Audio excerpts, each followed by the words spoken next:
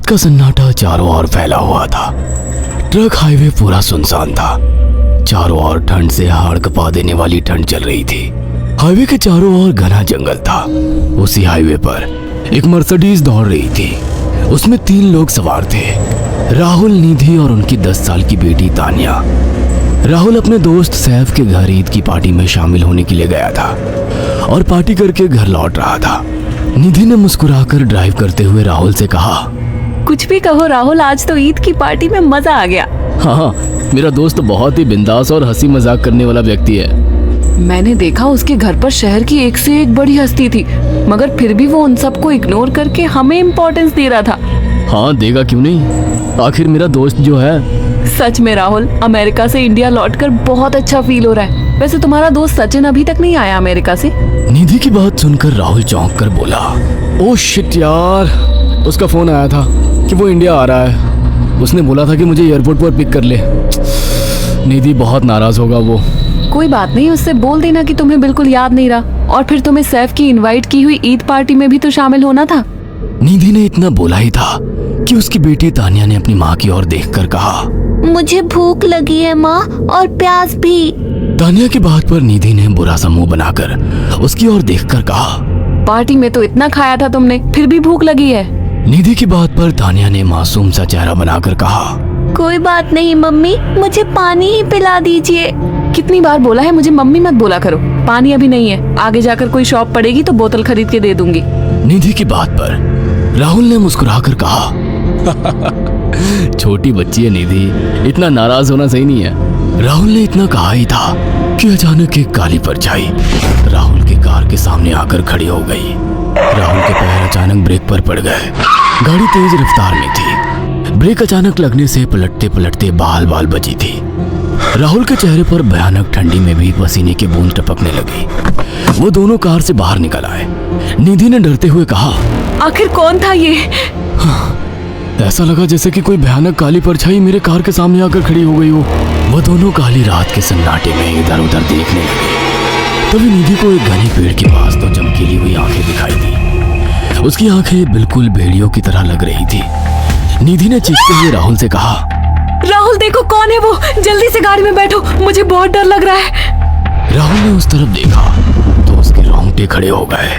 वो दोनों गाड़ी के अंदर बैठने ही वाले कि अचानक एक अजीब सा चेहरा वाला भयानक सा आदमी बिजली की रफ्तार से उनके सामने आकर खड़ा हो गया। राहुल ने देखा कि उसका चेहरा बिल्कुल सड़ा हुआ था और उसकी आंखें भेड़िए की तरह चमक रही थी।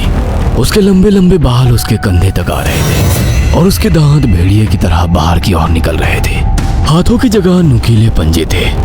राहुल को देखकर अजीब से अंदाज में हंसने लगा, मगर जैसे ही राहुल की नजर उसके कपड़ों पर गई, राहुल की आंखें फटी की फटी रह गई। वो हकलाते हुए बोला, भाईजान, भाईजान, मुझे माफ कर दो, मुझे छोड़ दो।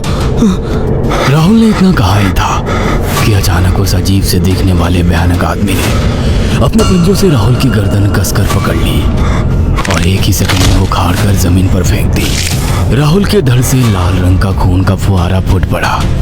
इस भयानक मंजर को देखकर निधि के गले से एक जोरदार चीख निकल गई। निधि इससे पहले भागती कि अचानक उस भयानक देखने वाले आदमी ने निधि को पकड़ लिया और अपने नुकीले पंजे उसके पेट में गड़ा दिए और उसकी अतड़ियां बाहर निकाल दी।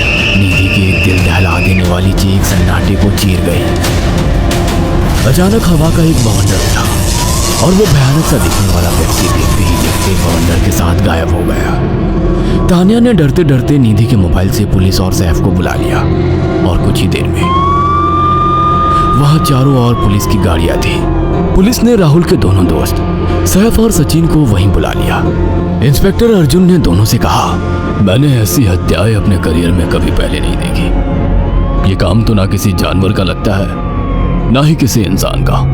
सचिन कपकपाती हुई आवाज में बोला, आप कहना क्या चाहते हैं?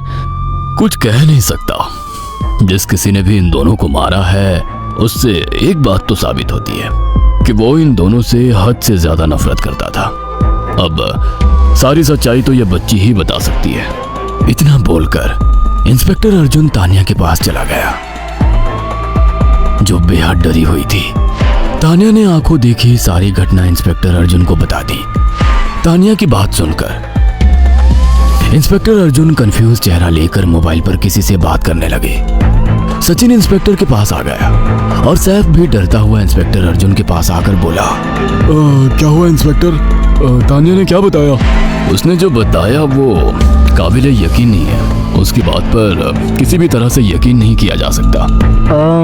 फिर भी कुछ तो बताया इंस्पेक्टर। हाँ, उस बच्चे के मुताबिक एक भूत ने निधि और राहुल को बड़ी बेदर्दी से मारा है। इंस्पेक्टर की बात सुनकर दोनों बुरी तरह से चौंक गए। क्या मतलब है इस बात का? बच्ची बेहद डरी हुई है। हम आगे की तफ्तीश जारी रखेंगे। निधि और राहुल तो चले गए, अब तानिया को मैं रख लूंगा। नहीं, राहुल मेरा अच्छा दोस्त था। तानिया अब मेरे साथ रहेगी। देखिए, बच्ची के माँ बाप अब इस दुनिया में नहीं है और आप दोनों भी शादीशुदा है। मुझे नहीं लगता कि आप दोनों बच्ची की सही से देखभाल कर सकते हैं। मेरी कोई औलाद नहीं है। मैंने अपनी पत्नी को फोन कर दिया है, वो भी IPS ऑफिसर है। ये बच्ची आज से मेरे साथ रहेगी। उसका मासूम चेहरा मेरे दिल में उतर गया है। अब तुम दोनों जा सकते हो। पूछताछ के लिए मैं जब भी तुम्हें बुलाऊं तुम दोनों आ जाना। इंस्पेक्टर ने ये बात बोली ही थी कि अचानक वहां पर मौसम बदल गया। चारों ओर काली घटाएं छा गई और एक भयानक बवंडर उठा और देखते ही देखते सब पुलिस वालों के सामने वो भयानक चेहरे वाला आकार सबके सामने खड़ा हो गया। उसको देखकर सबके रोंगटे खड़े हो गए। देखते ही देखते उसने अपने भयानक पंजे सैफ की आंखों में डालकर उसकी आंखें निकाल ली। सैफ ने चीखते हुए वहीं दम तोड़ दिया।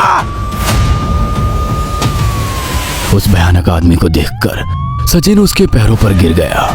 तुम तो भाईजान से कपड़े पहने हो। मैं समझ गया, तुम भाईजान हो। मुझे माफ कर दो भाईजान, मुझे यहाँ से जाने दो। मैंने कुछ नहीं किया था। वो भयानक चेहरे वाला गुर्राते हुए बोला, बता इन सबको कि ये सब इतनी भयानक मौत क्यों मरे। सचिन दौड़ता हुआ इंस्पेक्टर अर्जुन के पास गया और बोला, मैं जानता हूँ इसने इन तीनों को क्यों मारा। इसका नाम भाईजान था। जब ये जिंदा था ये किसी का भाई किसी की जान था। बहुत साल पहले ये हम सबका बहुत अच्छा गहरा दोस्त और बिजनेस पार्टनर था। ये सबकी बहुत मदद किया करता था। इसकी प्यारी सी बेटी थी तानिया, जो इस वक्त कार के अंदर बैठी हुई है। ये इसी की बेटी है। भाईजान अपने सारे पैसों से एक बहुत बड़ा हॉस्पिटल खोलना चाहता था जिससे गरीबों का मुफ्त इलाज किया जा सके, मगर हम तीनों इसके लिए तैयार नहीं थे।